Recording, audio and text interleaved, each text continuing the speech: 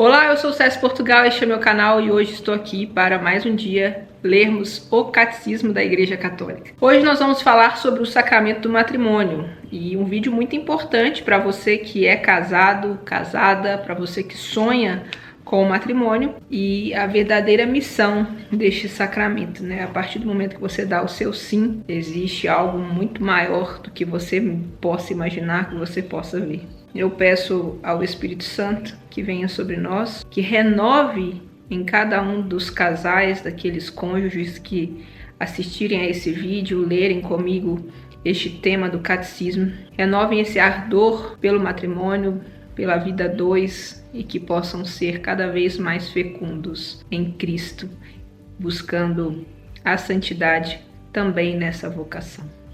Amém. O parágrafo é o 1601, o sacramento do matrimônio. A aliança matrimonial, pela qual o homem e a mulher constituem entre si a comunhão da vida toda, é ordenada, por sua índole natural, ao bem dos cônjuges, à geração e à educação da prole, e foi elevada entre os batizados à dignidade do sacramento por Cristo Senhor. O matrimônio no desígnio de Deus. A Sagrada Escritura inicia com a criação do homem e da mulher à imagem e semelhança de Deus, e conclui com a visão das núpcias do Cordeiro. De um extremo a outro, a Escritura fala do casamento e de seu mistério, de sua instituição e do sentido que lhe foi dado por Deus, de sua origem e de seu fim, de suas diversas realizações ao longo da história da salvação, de suas dificuldades provenientes do pecado, de sua renovação no Senhor, na nova aliança de Cristo e da Igreja. O matrimônio na ordem da criação. A íntima comunhão de vida e de amor conjugal, estabelecida pelo Criador e estruturada com leis próprias, é constituída pelo pacto conjugal. Deus mesmo é o autor do matrimônio. A vocação para o matrimônio está inscrita na própria natureza do homem e da mulher, tal qual saíram da mão do Criador. O casamento não é uma instituição simplesmente humana, apesar das inúmeras variações que sofreu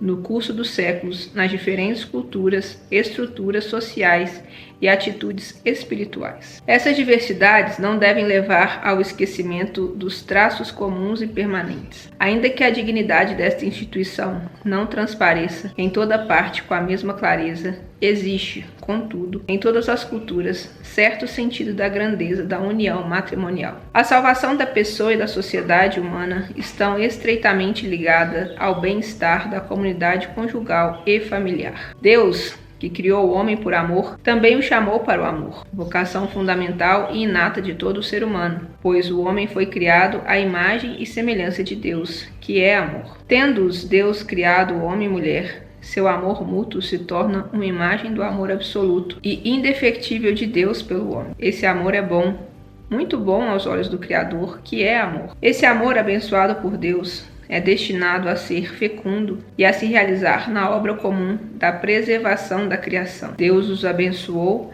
e lhes disse: sede fecundos e multiplicai-vos, enchei a terra e submetei-a. Que o homem e a mulher tenham sido criados um para o outro, a Sagrada Escritura o afirma. Não é bom que o homem esteja só. A mulher, carne de sua carne, é igual a ele, bem próxima dele. Lhe foi dada por Deus como um auxílio, representando assim Deus em quem está o nosso socorro. Por isso, deixará o homem o pai e a mãe, e se unirá à sua mulher, e eles serão uma só carne. O próprio Senhor nos mostra que isso significa uma unidade indefectível de suas duas vidas, lembrando qual foi, desde o princípio, o desígnio do Criador, de modo que eles já não são dois, mas uma só carne. O casamento sob o regime do pecado. Todo homem sofre a experiência do mal, à sua volta e em si mesmo. Esta experiência também se faz sentir nas relações entre o homem e a mulher. Sua união sempre foi ameaçada pela discórdia, pelo espírito de dominação, pela infidelidade, pelo ciúme e por conflitos que podem chegar ao ódio e à ruptura. Essa desordem pode se manifestar de maneira mais grave ou menos grave e pode ser mais superada ou menos superada, segundo as culturas, as épocas, os indivíduos. Tais dificuldades, no entanto, parecem ter caráter universal. Segundo a fé, essa desordem que dolorosamente constatamos não vem da natureza do homem e da mulher, nem da natureza de suas relações, mas do pecado. Tendo sido uma ruptura com Deus, O primeiro pecado tem, como primeira consequência, a ruptura da comunhão original do homem e da mulher. Suas relações começam a ser deformadas por acusações recíprocas. Sua atração mútua, dom do próprio Criador, transforma-se em relações de dominação e de cobiça. A bela vocação do homem e da mulher para serem fecundos, multiplicarem-se e sujeitarem a terra é onerada pelas dores de parto e pelo suor do ganha-pão. Não obstante, a ordem da criação subsiste, apesar de gravemente perturbada. Para curar as feridas do pecado, o homem e a mulher precisam da ajuda da graça que Deus, em sua misericórdia infinita, jamais lhes recusou. Sem esta ajuda, o homem e a mulher não podem chegar a realizar a união de suas vidas, para a qual foram criados no princípio. O casamento sob a pedagogia da lei. Em sua misericórdia, Deus não abandonou o homem pecador. As penas que acompanham o pecado, entre dores darás à luz os filhos, o trabalho com o suor do teu rosto, constituem também remédios que atenuam os prejuízos do pecado. Após a queda, o casamento ajuda a vencer a centralização em si mesmo, o egoísmo, em busca do próprio prazer, e a se abrir ao outro, a ajuda mútua ao dom de si. A consciência moral concernente à unidade e à indissolubilidade do matrimônio desenvolveu sob a pedagogia da lei antiga. A poligamia dos patriarcas e dos reis ainda não fora explicitamente rejeitada. Entretanto, a lei dada a Moisés visava proteger a mulher contra a arbitrariedade do domínio do homem, ainda que, segundo a palavra do Senhor, também ela trouxesse os traços da dureza do coração do homem, motivo pelo qual Moisés permitiu o repúdio da mulher. Examinando a aliança de Deus com Israel, sob a imagem de um amor conjugal exclusivo e fiel, os profetas prepararam a consciência do povo eleito para a compreensão mais profunda da unicidade e da indissolubilidade do matrimônio. Os livros de Ruth e de Tobias dão testemunhos comoventes do elevado sentido do casamento, da fidelidade e da ternura dos esposos. A tradição sempre viu no Cântico dos Cânticos uma expressão única do amor humano, visto que é reflexo do amor de Deus, amor forte como a morte, que as águas torrenciais não puderam extinguir. O casamento no Senhor. A aliança nupcial entre Deus e seu povo, Israel, havia preparado a nova e eterna aliança, na qual o Filho de Deus, encarnando-se e entregando sua vida, uniu-se de certa maneira com toda a humanidade, salva por ele, preparando assim as núpcias do Cordeiro. No limiar de sua vida pública, por ocasião de uma festa de casamento, Jesus realiza, a pedido de sua mãe, seu primeiro sinal. A igreja atribui grande importância à presença de Jesus nas núpcias de Caná. Vê nela a confirmação de que o casamento é uma realidade boa e o anúncio de que, daí em diante, será um sinal eficaz da presença de Cristo. Em sua pregação, Jesus ensinou sem equívoco o sentido original da união do homem e da mulher, conforme o quis o Criador desde o começo. A permissão de repudiar a própria mulher, concedida por Moisés, era uma concessão devida à dureza do coração. A união matrimonial do homem e da mulher é indissolúvel, pois Deus mesmo a ratificou. O que Deus uniu, o homem não separe. É provável que essa insistência sem equívoco na indissolubilidade do vínculo matrimonial deixasse as pessoas perplexas e aparecesse como uma exigência irrealizável. Todavia, isso não quer dizer que Jesus tenha imposto um fardo impossível de carregar e pesado demais para os ombros dos esposos, mais pesado que a lei de Moisés. Como Jesus veio para restabelecer a ordem inicial da criação, perturbada pelo pecado, Ele mesmo dá a força e a graça para viver o casamento na nova dimensão do reino de Deus. Seguindo a Cristo, renunciando a si mesmos e tomando cada um a sua cruz, os esposos poderão compreender o sentido original do casamento e vivê-lo com a ajuda de Cristo. Esta graça do matrimônio cristão é um fruto da cruz de Cristo, fonte de toda a vida cristã. É justamente isso que o apóstolo Paulo quer fazer entender quando diz: Marido, amai-vos vossas mulheres, como Cristo também amou a igreja e se entregou por ela a fim de santificar. Acrescentando imediatamente: por isso o homem deixará seu pai e sua mãe e se unirá à sua mulher, e os dois serão uma só carne. Este mistério é grande. Eu digo isso com referência a Cristo e à igreja. Toda a vida cristã traz a marca do amor esponsal de Cristo e da igreja. O batismo, a entrada do povo de Deus, já é um mistério nupcial. Ele é, por assim dizer, o banho das núpcias que precede o banquete das núpcias, a Eucaristia. O matrimônio cristão se torna, por sua vez, sinal eficaz, sacramento da aliança de Cristo e da Igreja. O matrimônio entre batizados é um verdadeiro sacramento da nova aliança, pois significa e comunica a graça. A virgindade por causa do reino. Cristo é o centro de toda a vida cristã. O vínculo com ele está em primeiro lugar, na frente de todos os outros vínculos familiares ou sociais. Desde o começo da Igreja, houve homens e mulheres que renunciaram ao grande bem do matrimônio para seguir o Cordeiro, onde quer que fosse, para se ocupar com as coisas do Senhor, para procurar agradar-lhe, para ir ao encontro do esposo que vem. O próprio Cristo convidou alguns para segui-lo neste modo de vida, cujo modelo continua sendo ele mesmo. De fato, existem eunucos que nasceram assim do ventre materno. Outros foram feitos eunucos por mão humana. Outros ainda tornaram-se eunucos por causa do reino dos céus. Quem puder entender,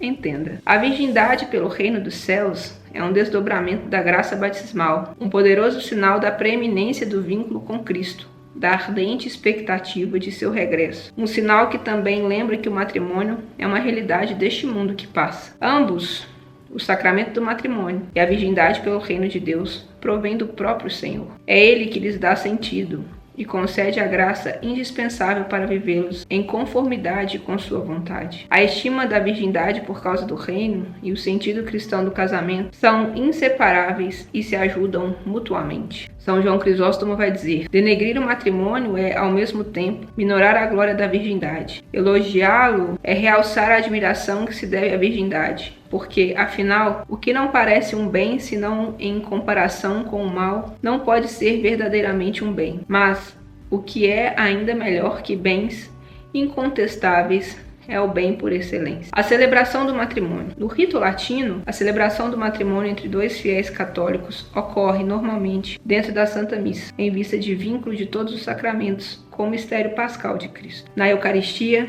se realiza o memorial da nova aliança, na qual Cristo se uniu para sempre à Igreja, sua esposa bem-amada, pela qual se entregou. É conveniente, portanto, que os esposos selem seu consentimento de entregar-se uns aos outros pela oferenda de suas próprias vidas, unindo a oferenda de Cristo por sua Igreja, que se torna presente no sacrifício eucarístico e recebendo Eucaristia, a fim de que, comungando no mesmo corpo e no mesmo sangue de Cristo, eles formem um só corpo nele. Como gesto sacramental de santificação e celebração litúrgica do matrimônio, deve ser por si mesma válida, digna e frutuosa. Convém, pois, que os futuros esposos se disponham à celebração de seu casamento, recebendo o sacramento da penitência. Segundo a tradição latina, são os esposos que, como ministros da graça de Cristo, se conferem mutuamente o sacramento do matrimônio, expressando diante da Igreja seu consentimento. Nas tradições das igrejas orientais, os sacerdotes, bispos ou presbíteros são testemunhas do consentimento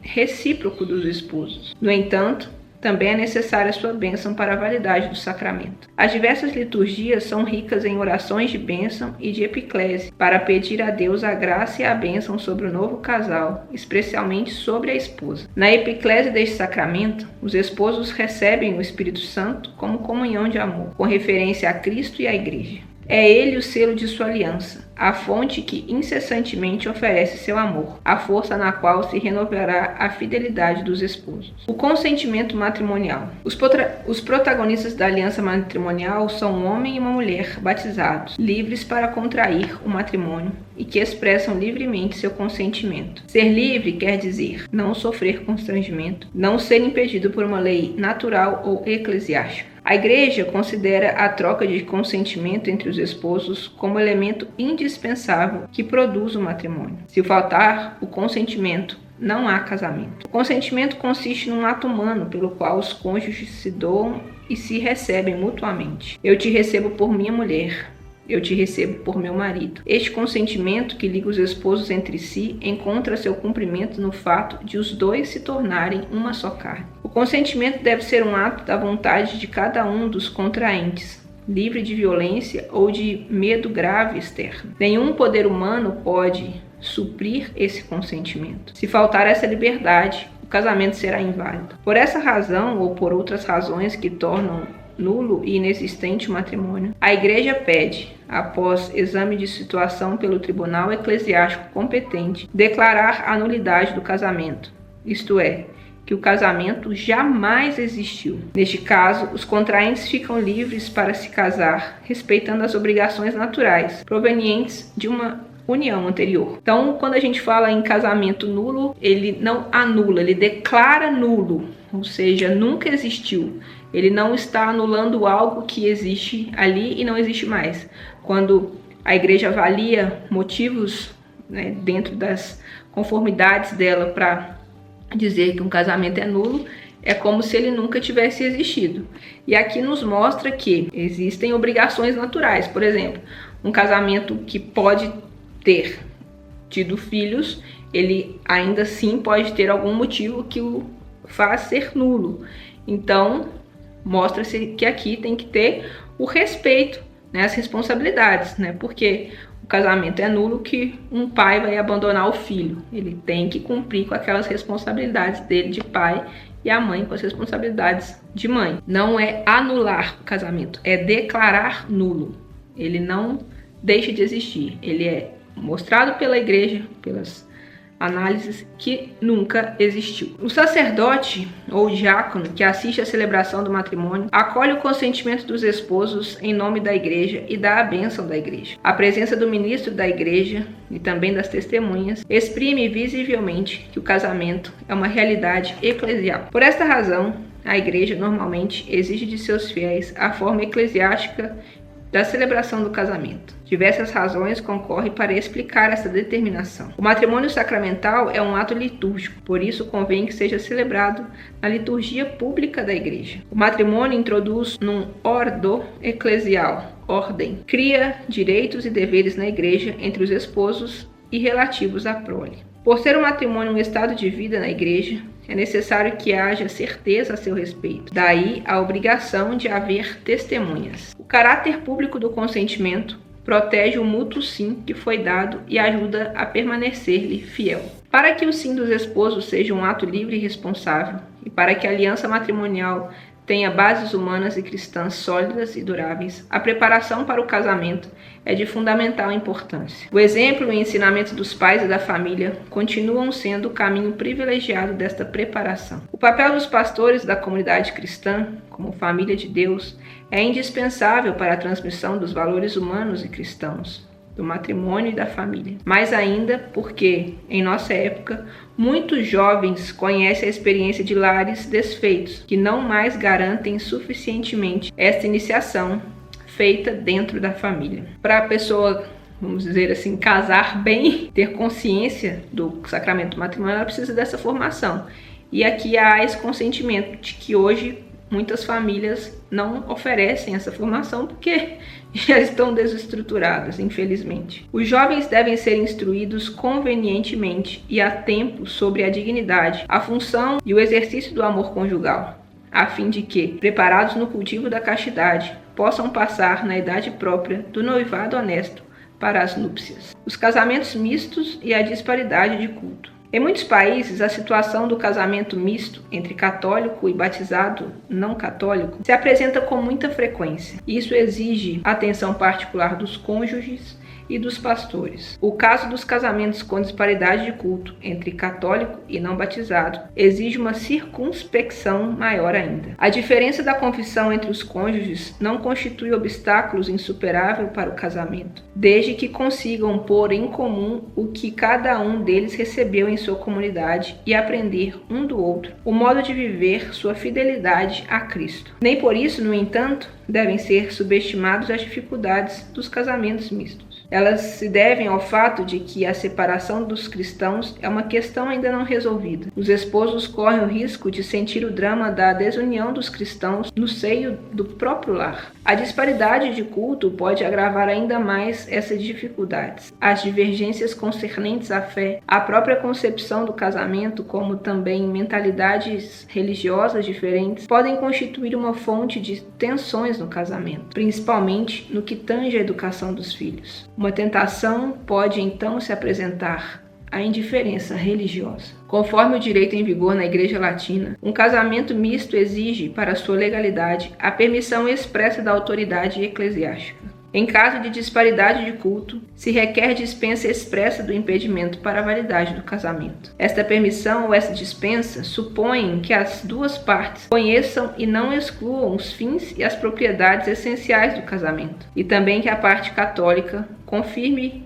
o empenho, com conhecimento também da parte não católica, de conservar a própria fé e assegurar o batismo e a educação dos filhos na Igreja Católica. Então, basicamente, quando casa um católico com um não católico, mostra que a importância de você manter os seus valores católicos, respeitando o outro, e também onde pode ser o maior ponto de divergência na criação dos filhos, mas aqui mostra para você educar seus filhos de acordo com a fé católica. Em muitas regiões, graças ao diálogo ecumênico, as comunidades cristãs envolvidas conseguiram criar uma pastoral comum para os casamentos mistos. Sua tarefa é ajudar esses casais a viverem sua situação particular à luz da fé. Deve também ajudá-los a superarem as tensões entre as obrigações que um tem para com o outro e suas obrigações para com suas comunidades eclesiais, além de incentivar o desabrochar daquilo que lhes é comum na fé e o respeito por tudo que os separa. Nos casamentos com disparidade de culto,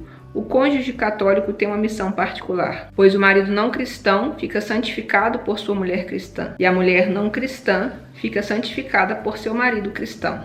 Essa passagem está em Coríntios 7. Será uma grande alegria para o cônjuge cristão e para a igreja se esta santificação levar o cônjuge à livre conversão à fé cristã. O amor conjugal sincero, a humilde e paciente prática das virtudes familiares, a oração perseverante, podem preparar o cônjuge não cristão a acolher a graça da conversão. Os efeitos do sacramento do matrimônio. Do matrimônio válido, origina-se entre os cônjuges um vínculo que, por sua natureza, é perpétuo e exclusivo. Além disso, no matrimônio cristão, os cônjuges são robustecidos e como que consagrados por um sacramento especial aos deveres e à dignidade do seu estado. O vínculo matrimonial. O consentimento pelo qual os esposos se entregam e se acolhem mutuamente é selado pelo próprio Deus. De sua aliança se origina também diante da sociedade uma instituição firmada por uma ordenação divina. A aliança dos esposos é integrada na aliança de Deus com os homens. O autêntico amor conjugal é assumido no amor divino. O vínculo matrimonial é, pois, estabelecido pelo próprio Deus, de modo que o casamento realizado e consumado entre os batizados jamais pode ser dissolvido. Esse vínculo, que resulta do ato humano livre dos esposos e da consumação do casamento, é uma realidade irrevogável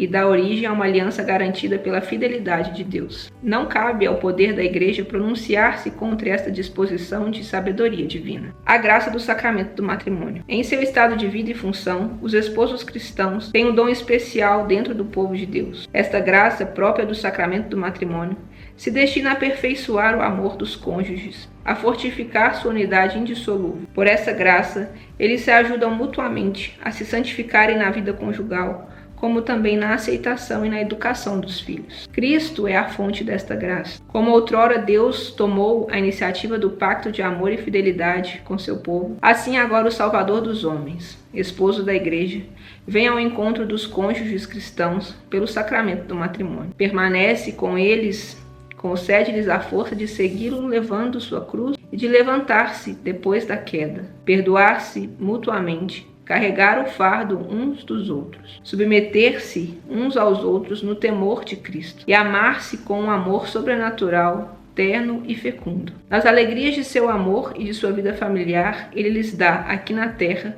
um antegozo do banquete das núpcias do Cordeiro, onde encontrarei forças para descrever satisfatoriamente a felicidade do matrimônio administrado pela Igreja, confirmado pela doação mútua, selado pela bênção. Os anjos o proclamam, o Pai Celeste o ratifica. O casal ideal não é o de dois cristãos unidos por uma única esperança, um único desejo, uma única disciplina, o mesmo serviço. Ambos filhos de Deus, ambos filhos de um mesmo Pai, servos de um mesmo Senhor. Nada pode separá-los, nem no espírito nem na carne. Ao contrário, eles são verdadeiros dois numa só carne, onde a carne é uma só. Um também é o Espírito. os bens e as exigências do amor conjugal. O amor conjugal comporta uma totalidade na qual entram todos os componentes da pessoa: apelo do corpo e do instinto, força do sentimento e da afetividade, aspiração do espírito e da vontade. O amor conjugal dirige-se à humanidade profunda, pessoal, aquela que, para além da união numa só carne, não conduz senão um coração e a uma só alma. Ela exige a indissolubilidade e a fidelidade da doação recíproca definitiva e abre-se à fecundidade. Numa palavra, trata-se das características normais de todo amor conjugal natural, mas com um significado novo, que não só as purifica e as consolida, mas as eleva, a ponto de torná-las a expressão dos valores propriamente cristãos. A unidade e a indissolubilidade do matrimônio. O amor dos esposos exige, por sua própria natureza, a unidade e a indissolubilidade da comunidade de pessoas que engloba toda a sua vida, de modo que eles já não são dois, mas uma só carne. Eles são chamados a crescer continuamente nesta comunhão, por meio da fidelidade cotidiana à promessa matrimonial do dom total recíproco. Esta comunhão humana é confirmada, purificada e aperfeiçoada pela comunhão em Jesus Cristo, concedida pelos sacramentos do matrimônio. Ela é aprofundada pela vida de fé comum e pela Eucaristia recebida pelos dois. A unidade do matrimônio é também claramente confirmada pelo Senhor, mediante a igual dignidade do homem e da mulher, como pessoas, a qual deve ser reconhecida no amor mútuo e perfeito. A poligamia é contrário a essa igual dignidade e ao amor conjugal, que é único e exclusivo. A fidelidade do amor conjugal. Esse ponto pega para muita gente. O amor conjugal exige dos esposos, por sua própria natureza, fidelidade inviolável. É esta a consequência do dom de si mesmos, que os esposos fazem um ao outro. O amor quer ser definitivo. Não pode ser até nova ordem. Esta união íntima, doação recíproca de duas pessoas e o bem dos filhos exigem perfeita fidelidade dos cônjuges e sua indissolúvel unidade. O motivo mais profundo se encontra na fidelidade de Deus à sua aliança de Cristo à sua igreja. Pelo sacramento do matrimônio, os esposos se habilitam a representar esta fidelidade e a testemunhá-la. Pelo sacramento, a indissolubilidade do casamento recebe novo e mais profundo sentido. Pode parecer difícil e até impossível se unir por toda a vida a um ser humano. Por isso, é de suma importância anunciar a boa nova de que Deus nos ama com um amor definitivo e irrevogável, que os esposos participam deste amor, que Ele os conduz e mantém, e que por meio de sua fidelidade podem ser testemunhas do amor fiel de Deus. Os esposos que, com a graça de Deus, dão esse testemunho, não raro em condições bem difíceis, merecem a gratidão e o apoio da comunidade eclesial. Existem, no entanto, situações em que a coabitação matrimonial torna-se praticamente impossível pelas mais diversas razões. Nestes casos, a Igreja admite a separação física dos esposos e o fim da coabitação. Os esposos não deixam de ser marido e mulher diante de Deus. Não são livres para contrair uma nova união. Nessa difícil situação, a melhor solução seria, se possível, a reconciliação. A comunidade cristã é chamada a ajudar essas pessoas a viverem cristamente sua situação, na fidelidade ao vínculo de seu casamento, que continua indissolúvel. É o tentar ajudar antes de fazer o pior, né? Que hoje as pessoas não querem nem tentar uma reconciliação. São numerosos hoje, em muitos países, os católicos que recorrem ao divórcio, segundo as leis civis, e que contraem civilmente nova união. A Igreja, por fidelidade à palavra de Jesus Cristo, quem despede sua mulher e se casa com outro, comete adultério contra a primeira. E se uma mulher despede seu marido e se casa com outro, comete adultério também. Afirma que não pode reconhecer como válida uma nova união se o primeiro casamento for válido. Então, se não existem meios de se declarar nulo, não há por que você ter um novo relacionamento. Se os divorciados tornam a se casar no civil, ficam numa situação que contraria objetivamente a lei de Deus. Não podem, portanto, ter acesso à comunhão eucarística enquanto perdurar essa situação. Pela mesma razão, não podem exercer certas responsabilidades eclesiais. A reconciliação pelo sacramento da penitência só pode ser concedida aos que se mostrem arrependidos por haverem violado o sinal da aliança e da fidelidade a Cristo e se comprometam a viver em completa continência. Basicamente, não faz sentido você estar divorciado, vivendo um novo relacionamento e buscar a confissão, sendo que você vai continuar vivendo nesse pecado. Então é isso que está dizendo aqui. A respeito dos cristãos que vivem nessa situação e que ainda conservam a fé e desejam educar cristamente os seus filhos, os sacerdotes e toda a comunidade devem dar prova de atenta solicitude, a fim de não se considerarem separados da igreja, pois, como batizados, podem e devem participar da vida da igreja. Então, entendo aqui que está dizendo que, por mais que a pessoa esteja numa situação crítica, não abandone ela no barco. Se a gente abandonar, aí que ela não vai ter como voltar mesmo, né? São João Paulo II vai dizer: sejam exortados a ouvir a palavra de Deus, a frequentar o sacrifício da missa, a perseverar na oração e dar sua contribuição às obras de caridade e às iniciativas da comunidade em favor da justiça, a educar os filhos na fé cristã, a cultivar o espírito e as obras de penitência, para assim implorar dia a dia a graça de Deus. A abertura, fecundidade. Pela sua própria natureza, a instituição matrimonial e o amor conjugal estão ordenados à procriação e à educação dos filhos, que constituem o ponto alto de sua missão e a sua coroa. Os filhos são o dom mais excelente do matrimônio e contribuem grandemente para o bem dos próprios pais. Deus mesmo disse: não é bom que o homem esteja só, e desde o princípio os fez homem e mulher. Querendo conferir ao homem participação especial em sua obra criadora, abençoou o varão e a mulher, dizendo: sede fecundos e multiplicai-vos. Disto deriva que o cultivo do verdadeiro amor conjugal e toda a estrutura da vida familiar que daí provém, sem desprezar os outros fins do matrimônio, tendem a dispor os cônjuges a cooperar corajosamente com o amor do Criador e do Salvador, que por intermédio dos esposos quer incessantemente aumentar e enriquecer sua família. A fecundidade do amor conjugal se estende aos frutos da vida moral, espiritual e sobrenatural que os pais transmitem a seus filhos pela educação. Os pais são os principais e os primeiros educadores de seus filhos. Neste sentido, a tarefa fundamental do matrimônio e da família é estar a serviço da vida. Os esposos a quem Deus não concedeu ter filhos podem, no entanto, ter uma vida conjugal cheia de sentido, humana e cristamente. Seu matrimônio pode irradiar fecundidade de caridade, acolhimento e sacrifício. A igreja doméstica. Cristo quis nascer e crescer no seio da Sagrada Família, de José e Maria. A igreja não é outra coisa senão a família de Deus. Desde suas origens, o núcleo da igreja era, em geral, constituído por todos aqueles que, com toda a sua casa, tornavam-se cristãos. Quando eles se convertiam, desejavam também que toda a sua casa fosse salva. Essas famílias que se tornavam cristãs eram pequenas ilhas da vida cristã no mundo incrédulo. Em nossos dias, no mundo que se tornou estranho e até hostil à fé, as famílias cristãs têm importância primordial como lares de fé viva e radiante. Por isso, o Concílio Vaticano II,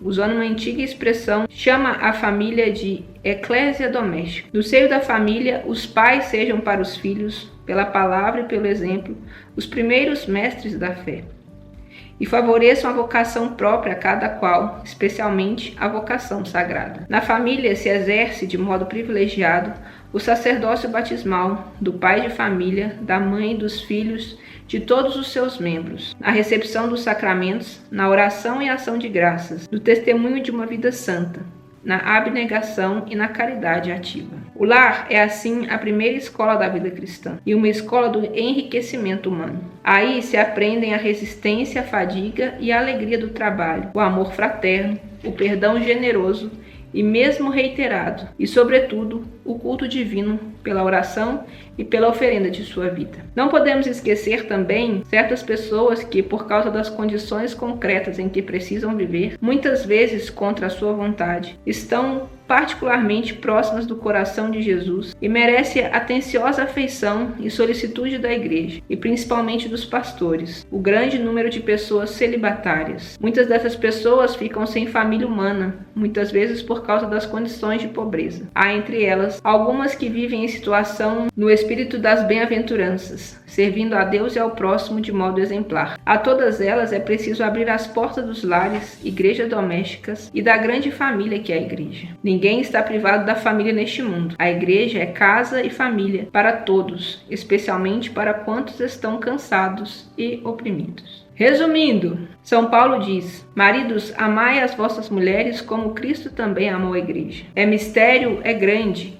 Eu digo isto com referência a Cristo e à Igreja. O pacto matrimonial, pelo qual o homem e uma mulher constituem entre si íntima comunidade de vida e de amor, foi fundado e dotado de suas leis próprias pelo Criador. Por sua natureza, é ordenado ao bem dos cônjuges, como também à geração e à educação dos filhos. Entre os batizados, foi elevado, por Cristo Senhor, a dignidade de sacramento. O sacramento do matrimônio significa a união de Cristo com a Igreja. Concede aos esposos a graça de se amarem com o mesmo amor com que Cristo amou sua Igreja. A graça do sacramento leva à perfeição o amor humano dos esposos, consolida sua unidade indissolúvel, o santifica no caminho da vida eterna. O matrimônio se baseia no consentimento dos contraentes, isto é, na vontade de se doarem mútua e definitivamente para viver uma aliança de amor fiel e fecundo. Como o matrimônio estabelece os cônjuges em um estado público de vida na Igreja, convém que sua celebração seja pública, inserida em uma celebração litúrgica diante de um sacerdote ou de testemunha qualificada da Igreja, das testemunhas e da Assembleia dos Fiéis. A unidade, a indissolubilidade e a abertura à fecundidade são essenciais ao matrimônio. A poligamia é incompatível com a unidade do matrimônio. O divórcio separa o que Deus uniu. A recusa da fecundidade desvia a vida conjugal de seu mais precioso dom, os filhos. O novo casamento dos divorciados, ainda em vida do legítimo cônjuge, contraria o desígnio e a lei de Deus que Cristo ensinou. Eles não estão separados na Igreja, porém não têm acesso à comunhão eucarística. Levarão vida cristã, principalmente educando seus filhos na fé. O lar cristão é o lugar em que os filhos recebem o primeiro anúncio da fé. Por isso, o lar é chamado, com toda razão, de igreja doméstica, comunidade de graça e de oração, escola das virtudes humanas e da caridade cristã. Então a gente vê aqui que o matrimônio gera muitos frutos, não só para o casal, mas eu diria que para a comunidade como um todo. A partir do momento que tem filhos, a partir do momento que não conseguem ter os filhos, né? Deus não deu a graça para alguns casais, mas eles têm uma missão perante a sociedade de cuidar, de serem testemunhas do amor de Deus. É algo realmente maravilhoso e por isso que o demônio tanto ataca, né? Por isso que o demônio tanto quer destruir as famílias com traições, com infidelidades, colocando sentimentos ruins nos casais para que, né, qualquer coisinha queiram encerrar o ciclo, encerrar a união. Então que você possa se manter firme na oração, firme no seu casamento e seja verdadeiramente um testemunho para esse mundo que, como o próprio catecismo reconhece, há tantos lares já desfeitos, né? Crianças, jovens que infelizmente não têm mais a referência dentro de casa e que nós possamos, de alguma forma, levar para essas famílias que não têm esperança a certeza de que Deus nos ama e há um propósito para cada um de nós. Deixe seu like, se inscreva no canal e vamos seguindo neste estudo, nessa leitura do Catecismo da Igreja Católica. Em tudo dai graças, perceba Deus nos detalhes da sua vida. Eu sou Cési Portugal, este é meu canal, que Deus abençoe você e até o próximo vídeo. Tchau!